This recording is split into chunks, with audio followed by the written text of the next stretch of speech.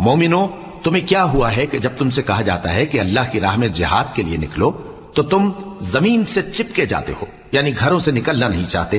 کیا تم آخرت کی نعمتوں کو چھوڑ کر دنیا کی زندگی پر خوش ہو بیٹھے ہو؟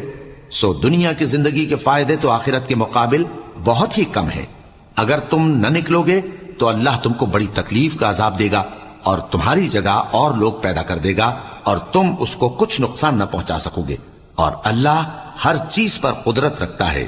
اگر تم پیغمبر کی مدد نہ کرو گے تو اللہ ان کا مددگار ہے۔ وہ وقت تم کو یاد ہوگا جب ان کو کافروں نے گھر سے نکال دیا۔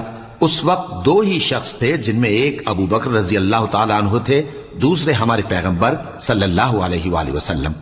جب وہ دونوں غار ثور میں تھے، اس وقت پیغمبر اپنے رفیق کو تسلی دیتے تھے کہ غم نہ کرو، اللہ ہمارے ساتھ ہے۔ تو اللہ نے ان پر تسکین نازل فرمائی اور ان کو ایسے لشکروں سے مدد دی